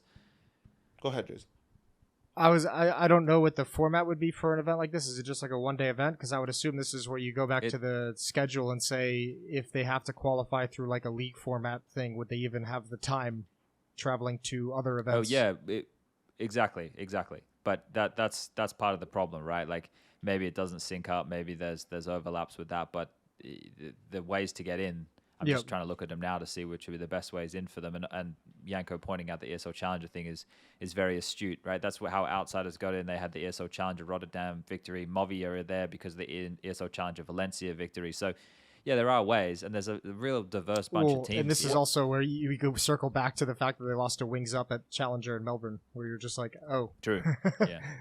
Yeah, exactly. Yeah. That would have given them a spot, and I like that. I just want to point out, I like the conference thing because there's a lot of regions that represent. There's even like, a team with EMI, Partizan. Partizan is actually, a massive sports org in Serbia. So they were like built an esports division, and there was an Adriatic league for like Yugoslavian countries basically. So they won that and got a spot there. There's one for, like France, Spain. Also ANZ has 2 teams. Benelux, like there's all these like countries or smaller regions that also get spots, at least in the conference, which then hands out spots for Pro League, right? So there's really a lot of different regions, and smaller regions get a chance to at least be at the conference, right? And if anything, get some experience and try to grab a spot, which is, I think we also see that from Pro League, like from season to season, these teams that come through the conference are almost every time it's someone else. Yeah. I think it's kind of cool though that we do get this diversity, and we get to see some old names too. Like Falcons has Kenny, MBK over there, right? You look at obviously Imperial in the mix. We get 0-0 Nation. I think it's really cool, right, in terms of the older names, but we also bring the newer names. We're gonna have our favorites there, aren't we? But we get to see some newer names as well and see what the different regions are up to. Like for example, from Australia, Greyhound qualified, sure, but Encore or Vertex didn't, which are like the next 2 in line. A team called Rooster did. So they're going to be exciting to see like those guys in action. There's still like slots for Asia and stuff, but I don't know how we got from we got from OG to here. That's how we got there. Now we're talking about fucking next season of Pro League. Hell yeah, which we've been talking about an awful lot. All right, are you guys happy with you guys have anything else you want to say about the Abu Dhabi Blast World Finals? Anything else we want to slide in? No, there? I mean, I think we covered all between OG and Liquid today in last week's episode. I think this is a cool event. I think there's a lot of really cool matches to start things out. Yeah, I'm excited to start watching tomorrow. We're going to be up at like 7 a.m. or some shit for the Outsiders Liquid game, but fuck it, may as well. I leave for Australia like 2 days later, so I may as well take in as much Counter-Strike. I'm surprised they put Liquid first. Yeah, well, what would the time be at 7 a.m. here? What's the time in the States right now? It's 1 a.m. Eastern. I guess maybe it kind of makes sense. Yeah, I was gonna say Pacific. It'll get like midnight viewers. Well, not midnight viewers, but middle of the night viewers. So, yeah, and I guess Navi Vitality have work. better viewership draw for the headliner position. Yeah. All right, it makes sense. Yeah. Are you able to say, are they gonna? I don't know. I don't know if I can yet. I'm gonna play it safe with that one. All right, fair enough. Yeah, we won't go further than that. I'm glad you could read my mind. All right. Well, as I mentioned, there was this change that came out last night to the major rulebook, Volvo's major rulebook. And it received an update where there were a couple of changes made. One of them being a big one where the APAC region is going to have a minimum of 8 teams now at the RMR, which is cool. I know that we've discussed that before. It's been a bit of a talking point. But there's some other like tidbits in there in terms of like the way that it's going to work for the European RMRs, ways that you qualify for the RMRs. We know in the last thing they put out, the last update they put out when Anubis came, there was some kind of assumption that I had made, and I know a lot of people had made about a ranking. I think there's a few more kind of clues and hints that something like that will be coming. There were invitations to the closed qualifiers were decided by an official regional standing, which will be determined by the team's performance at both Valve-sanctioned and third-party tournaments. Valve has not yet revealed details about the new ranking system. So I assume that the ranking system is still something to come, and it's going to be interesting to see how the ranking system is weighted and how they've curated that. So that's the next thing to come out from Valve, I imagine. It's probably the most worrying one as well. Are you worried about that? A little bit. I don't know if worried's the right word, but I'm curious to see how they're going to do it, because they are like notoriously not super involved in the esports side. Do you think they would have had somebody consult on this? I would imagine they would have had to. Yeah, I don't think that they would have just done it on their lonesome, right? I think that they would have definitely maybe gone to some people around the community, but I suppose it depends on who those people are. There's a few people I could think would be very qualified. For example, somebody like Peta from HLTV would be somebody who I think like he is someone, he doesn't tweet a lot, Petter, right? But he's a guy who he lives and breathes Counter-Strike. So he would probably be, he would be like, if I was listing someone who's like a Counter-Strike expert in terms of like all of that and the stats database and the nitty and the gritty, he's someone who doesn't make a big profile about himself, but he's great at the top of the list, sure. right? Like it's, so maybe they consulted with somebody like that. But yeah, I just think that's the area where I see the biggest potential stumbling block for this. Would be that. Well, it could fuck everything up, right? If it's a bad ranking, then it's gonna cause more issues, right? So it needs to be something that is at least based in reality. But I think that's some of the things that people need to start taking into mind, right?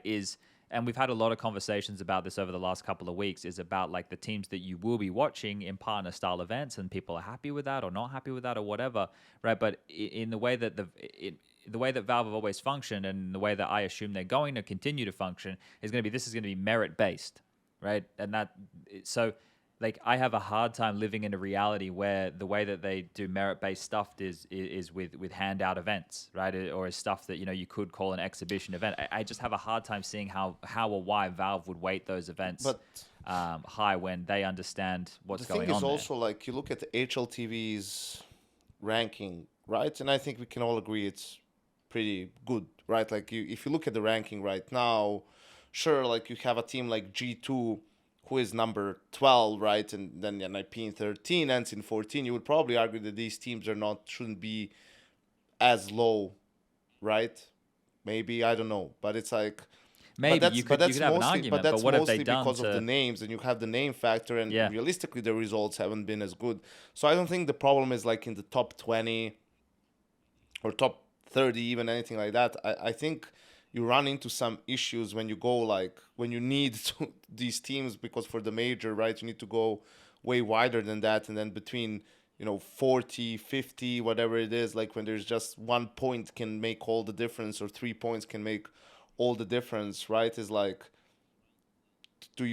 how do you rate those points? How do you create that system where, let's say, you can't game the system if you've not even like, you don't play some of the bigger tournaments. Instead, you just mass some of these smaller online tournaments, right? And let's say you just make the playoffs, or make top 4 every time. Let's say your team like big, whatever, and you decide to do that over playing some of the DreamHack challengers. I don't know, because you realize the competition is weaker, and even if you don't win them, you get like enough points to, in that ranking, secure yourself, let's say, a spot for the close qualifier for the RMR or something like that. Yeah. You think that could be a problem potentially? I do. I potentially. I mean, I think, again, it's like, look at all the different ways. I mean, just look at the issue that Blast is having with their ranking system and their point system, with OG qualifying off the back of like 2 incredible group stages to the World Finals. And I mean, I bet if we went back into the history as well, I know I can not remember specific controversies, but ESL's had to go through their same things of their systems that they've had for qualification over the years, whether it's point-based, whether it's qualifying through events, and they've had to retool a number of times. So I would imagine that this ranking system that Valve comes out with is going to have to be tweaked in it, and I could very much see it causing some weird, funky situation for the first major that it's utilized. I'm not only bringing up a potential problem, I'm actually coming with a solution as well. So new era. Wow. So I have this, right? So you use the ranking, right? Like, let's say the close qualifier, right? I think there you can pretty much see the team, teams are going to come there through the ranking, right? But that's going to be names like, G2 and some of the Astralis and some of these big names that no one's really going to question. So you can get that done with the rating. But then how do you like really see them, or the teams from the open qualifiers or whatnot? And that's where you bring in the teams seeding each other. And you have the which like section are we at? Close qualifier for the RMR. Okay, because it's a bit more tricky. And some of these teams that come from the open qualifier might just be a mix, and that might be completely unranked. But some of these teams might be just a newer team that's changed players, right? And it's still like, let's say, a good team, but they just are down on the ranking because they didn't play anything yet with this new roster. So realistically, they should probably be a higher seed than potentially some of the teams in the close qualifier, right? So then once you get all those teams, well, let's say it's 32 teams, at the close qualifier, right? And it's being played online, then you have teams seed each other for that phase, and that's the way how you kind of even it out. And I know people always say teams are like trolling each other, and you have like teams would, I don't know, intentionally vote the best team lower. I don't know. That's just so ridiculous to me. I've never actually really experienced that in a couple of tournaments that I've been at as a coach where this system was used. Like, it was fine.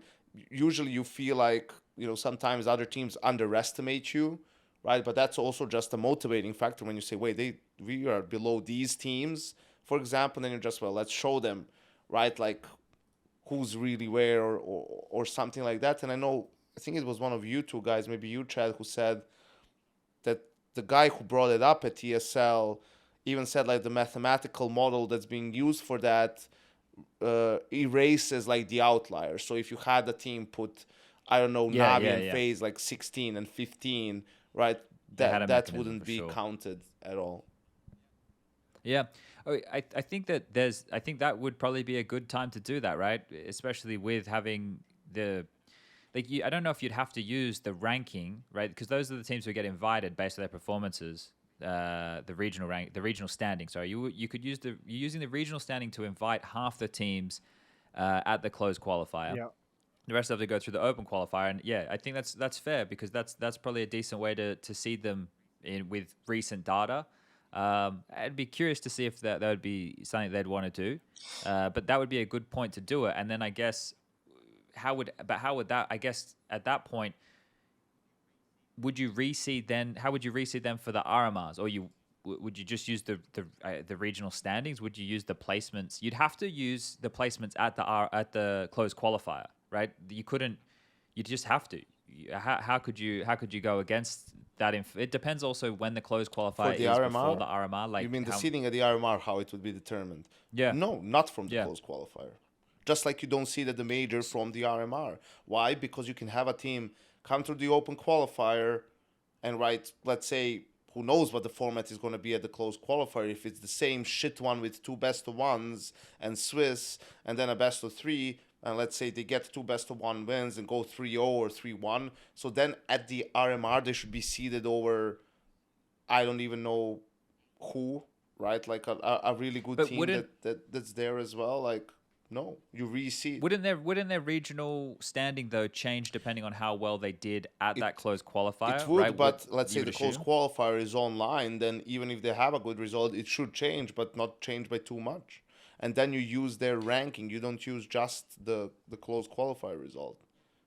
Yeah. Well, but it would elevate them somewhat. I'm not saying it would put them towards the top or anything, but it would still. Yeah, because it's the most. I'm just trying to think thing, because. Yeah, and it would have to be considered the most relevant data. So I'm with you. I'm not I don't expect them winning the closed. I don't want to get too nitpicky here, but let's say right before the closed qualifier there was a big LAN. I was still those points matter more. I think you would get more points from a result there, and they would still count more than the closed qualifier ones, even though it's more recent. But it's online. It's just a closed fucking qualifier. So Well, I think all the things would contribute, however they're weighted, but. What I'm trying to get to here, I think, because I'm still exploring the thought myself, is that if you do the team seeding one another in the closed qualifier, because all of those teams are trying to qualify for the RMR, then once you get to the RMR, if you believe that the regional standings are using enough relevant recent data, you should then be able to seed the RMR from the regional standings. And then once you're from the RMR, then I think you still need a mechanism in place for the regions to seed each other. Because North America as a region, comparatively speaking, we have a team from them that gets to be a legend team, right? But it's like a cusp legend team. It's America's overall, right? It's not just North America. Yeah. So for America's over, and that's the thing. The strength of the entire region kind of feels like it needs to be based on the representatives in a way, right? We always know that down the bottom of the totem pole is always going to be Australia and Asia. Those two spots are always going to be last. But where do you put in the legend spot for America? Is the legend spot it should be the last legend seed, right? Definitely so. But, should it be even below some of the European challenger positions? I feel like there still needs to be some mechanism to work out what regions, like how the regions like intertwine, because we know that some are better than others, right? I guess it's only 3 regions now. It's not how it used to be. It's not as separate when we had fucking. I think that starts to make it obviously extremely complicated, but I think it just starts to go against the spirit of what Valve want, which is every region represented and. Will still be represented. Yeah, I don't think. I'm not saying take away. I don't think they'd ever say. I think they want that Legends seed to mean something, right? So I don't think you could. I don't know. It's yeah, it's weird. Well, it gets even weirder, and we don't have to go down this road too deep because this gets a little bit crazy. But when you go to the Americas region, because you can't play online from Brazil versus American teams because of ping issues, they can split it up. Yeah, they have to split that up. So there's 3 closed qualifiers for 3 different regions, and I guess it's the same for Asia, where you can't do Australia and China or something like that, but. Yeah, there might actually be 5 closed qualifiers because you'd have to split them up. Because I'm assuming these are all going to be online. I don't think any TO is going to want to splurge at the moment to run another 3 LAN events leading into the major, especially when you're blowing all your cash on the actual major itself. So we're going to have a South America closed qualifier, North America closed qualifier, China and Asia closed qualifier, and an Australian closed qualifier, and then Europe. So yeah, it's going to get a little bit weird. I don't even know how that would affect things long term if like one major has a split qualifier and then one major doesn't split the qualifiers. Like that, would that cause any kind of I don't even know. Well, it sounds like we're going to get more Counter-Strike. Yeah. At the very least, we're getting way more Counter-Strike. There always seems like there's more Counter-Strike to be had. I guess this is just trying to bring some order to the crazy gauntlets of the open qualifiers. There's still probably some bigger names that are going to have to go through open qualifiers. It's going to be really interesting to see how all of this shakes out, and there's a lot for people to digest. You can head over, it's like on GitHub. I don't know, maybe I'll put the link in the description of fucking the YouTube or something like that. I don't know, but we can make it, if people want to go and read about it, they can, or there's an article on HLTV, usually the best way to go to find these things. But I know that they've like updated a bunch of stuff over there. You can even see like, who has which slots, right? America has 1 legend slot because of the Furia performance, but the rest of these shebangers are all European, and that distribution, contender, challenger positions, all that jazz. So what do we got here? Major invites for spring 2023. Europe, 1, because Europe gets to be broken up into 2 categories because they have so many spots. 4 legend slots, 3 challenger slots, and 1 contender slot. Why has it got plus 0.5? I get that's because of the little mini competition they have to do to be able to decide the last. Yeah, and I think that's also important because we were talking about it last time around, like having to invite more teams to the RMR, like how it could be a logistical nightmare for Blast, and like it's just sounded insane, the scale of it, right? So luckily they found a way to work around it, really, with the extra games, but it just also feels a little bit iffy, but still better than what the doing a whole nother thing as Swiss. I'm trying to find where I saw the thing where it says which teams play who, like the 2-3 teams. I think it was like, I know Dust2 DK had an article as well. Theirs I think came out before. No, Dust2 US, not DK. Boom, DK baby. The US getting something done. Nice. You're talking about your one little slot. They had an article out. I read that one first. Where is it here? The RMR format for a region is determined by the number of slots for that region. All teams not directly invited due to RMR position are to qualify in through open qualifiers. The formats are as follows. Can you link that? So 2 teams in a group. I'm trying to quickly scan it here to find that section you were talking about here. 17 teams. The 3 remaining 3-3 teams are first sorted by difficulty score. The lower 2 teams play a best of 3 and the loser is eliminated. The remaining 2 teams play a best of 3 and the loser is eliminated. Like, this is if we're talking in like 17 to 19 invite range right here. 18 teams, the 3 teams remaining, Right, like is it that section there? Yanko's towards the bottom of the page. That's what I was referencing. Yeah. So we have 17 invites. Is that what we'll have from Europe, or? I think so. Let me just quickly double. I'm pretty sure it's 17. I was just reading that before in the GitHub. It's down the bottom here. So we've got 7 legend spots, right? Outsiders, Heroic, Mouse, Cloud9, Fnatic, Team Spirit, Na'Vi, right? Those are the 7 legend spots. And then Challenger goes Big Ents, Big Ents, Bad News Eagles, Vitality, Sprout, NIP, FaZe, Gamer Legion, OG. Oh, boys. We're getting deep into and- the weeds. Yeah, I think it made 17. It was more. I think Yeah. So 16 the or problem, 17. the problem with that is or was that the closed qualifier will follow the RMR format for the court. So the number of participating regional teams will be at minimum twice the number of teams who will advance to the RMR, which is the same for the RMR to the major. So does that mean there needs to be like 34 teams at least in the RMRs? Yeah, but it can be online, right? It can be No, for the RMRs. But the RMRs are 2 groups of 16, right? Okay. Yep. So There- then there they was so then 32 they teams just last so time, then so they 2 just groups of use 16 this Swiss. last thingy to determine the last. Time. So they don't invite. increase the number of teams Yeah. at the RMR. All right, so they just qualify one more team from the 2 groups that we had the last time around, and the way they do it is this remaining three teams that didn't qualify. Yeah, that makes sense. Yeah. I like it. Well, I don't know if I like it. We'll find out. I don't want to put my name saying I liked anything or didn't like. It seems like it has some promise to it. It's been thought through. But the one that really gets me going is this regional standing. So I want more information on that. Hopefully we get more information on that Yeah. soon, as well as an Anubis update. I cannot believe there hasn't been a fucking Anubis update. It's blasphemy. Fuck, I just wanted them to fix the clipping. Just fix the clipping. Just the clipping, man. But I'm, yeah, yeah, they haven't fixed it'll the come. clipping. You know it'll come. Fine. I heard Cadian talking about it during media day. I was listening in to an open door. I don't know if they're going to play it, but he said he was really, really enjoying playing it. And Considering their permabans dust too, that's interesting. yeah, he was like, yeah, it's been kind of fun to have a new map. First one since 2019 when Vertigo came in, I believe was that. So like Ancient was was new, right? oh yeah, Ancient. My bad. Why did I say Vertigo?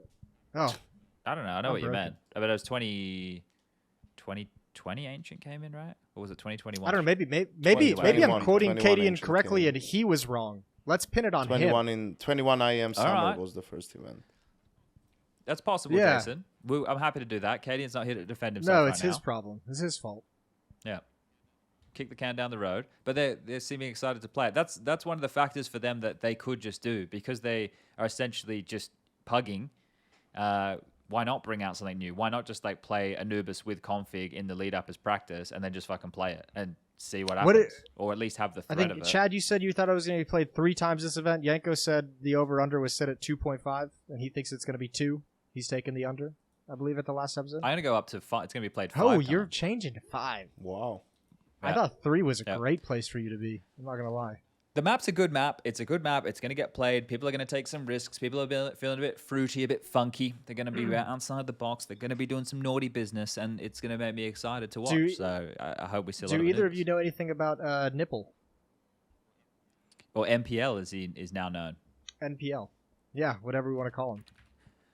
Well, what are you going to call him? You got to cast his name. I think I'm required to call him NPL. Not required, but I think it was, we usually like to stay. If a team asks specifically for a pronunciation, we go with that one. Okay. But look, there's gonna be some nip slips, obviously. Of course, always has to be a Yeah. couple, a few jokes. I don't know a lot about him other than he's in the Navi Junior roster, right? Yeah, So I just know didn't that know he's if any of you guys 17. had actually seen him play at any point. No, I haven't done any of the We Play Academy Okay. stuff. So I don't have that first-hand knowledge that the Harry and Hugos and the Scrawny and Launders and those mob from doing. I don't even know if they've seen MPL. Maybe he's one of the newer names over there. It is going to be interesting to see just how the experiment works when they bring him in, because we've seen this before with Blast events when teams have played with the 6-man situation. It was Vitality, namely, I suppose. But it's always a bit of fun. I think it adds to the spectacle, which is something that the Blast are already very good at. So having this again as a little cherry on top, it just keeps things interesting. It adds. It's not, hey, this is the world finals and this should be everybody fighting like tooth and nail. We obviously know that there's some different reasons why that's not the case for everybody, and this is Na'Vis. So it's going to be cool to see how they wield this weapon. But other than being excited to watch them play, I don't know. I've kind of stopped putting too many assumptions on what I think I'm going to get. I'm trying to enjoy it a little bit more. But I don't know. We'll see. We'll see if he's just another revelation like Bit. Well, at least for the first year. Poor Bit, man. Poor Bit. Wait, why poor Bit? He was just such a monster in that first Oh yeah, he year. had a good. But now he's season. not as much of a monster. Yeah. Well, Yeah. It's hard to back that up. I I guess. was gonna say, can you reasonably expect that level? No. We shouldn't have got it in the first place. Yeah, really. that's- I think that's why Navi that's was the so crazy good, right? thing. Because it kind of came from nowhere. It was the Yeah. rise of Bit and Perfecto that really powered him on. Yeah, I just think like I think Navi, as Yanko said when we were talking about like the top 3 teams of the event a bit earlier on, and I think that's the thing with Navi. It's like the expectation isn't for them to win the event, but they like easily could win the event. Like there's still some really scary names just in the server. Yeah, I mean, man. it's fucking, it's it's a it's like you gauntlet. said, when you have Simple on your team, like you automatically get a certain level. There's like a minimum floor you can be ranked at when you have Simple on the roster. There's always the Here's respect. a question about Navi for you guys. How do we feel now that we're like 5 months down the road of electronic leadership? It started out with a bang. They came in. They won Lisbon. I think we're still pointing fingers elsewhere. Like I think that Electronic, because he's still getting kills, right? He's still performing in the frag department. He just he's not the focal point of the discussion around like Na'Vi. I think like a lot of people, and I know we spoke about this, but like the way that the relationship between like Simple and SDY, for example, was a big talking point on Reddit and stuff. So that people are probably looking at that. People are going to be talking about the team being displaced. Is he the 5th man? Now they have the 6-man situation. So I don't know. Electronic's kind of gone under the radar in that regard. And then you can make excuses for why maybe his in-game leadership hasn't been great because if this isn't the player they're sticking with, or maybe those are just excuses. But I think I would say it's been fine. I wouldn't say it's been bad. Yeah, I'm with you. I think he's getting he's one of those players who's getting a huge benefit that we kind of gloss over, that leadership stuff. Well, because so much is going on, but also because he was such an established player. Like we haven't criticized Electronic in 5 years. I feel, like since he really blew up into the scene, he's just been all aces. So he's kind of getting his that rating benefit. is definitely down.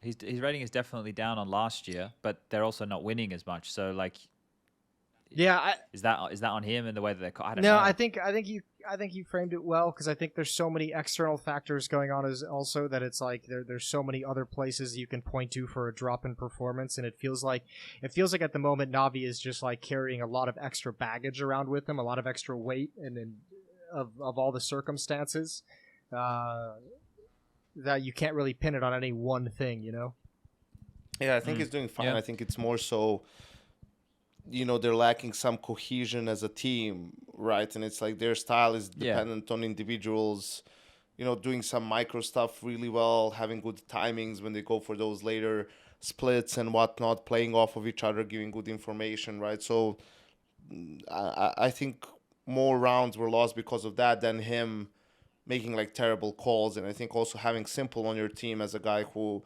is definitely very vocal and can help out, especially in the mid round a lot. I think that's also making it easier. Blade goes without saying, right, and the stuff that he does. So I think Navi can be the best team in the world with Electronic as the IGL. Let's put it that way.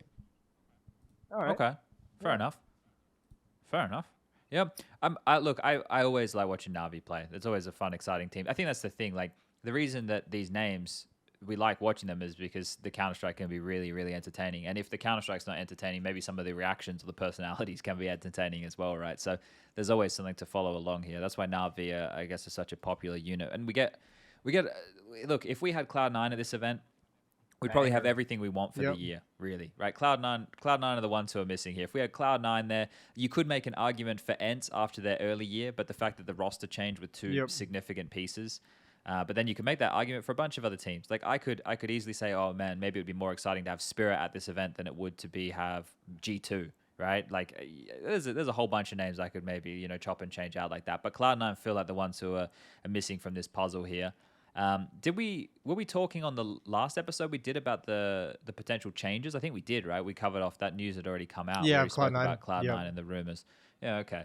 So I don't think we've missed too much news, really. I had Kenny on HLTV Confirmed last night. I had a bit of a chat to him. He's in Falcons now over there with MBK and Masuda and Python. They're having a good time. I'm just trying to think. Is there much more? Maybe you've I want- It's been a slow news week. I want to mention one thing, which is going to sound Okay. ridiculous Is it about at Hunden? first. No, it's not.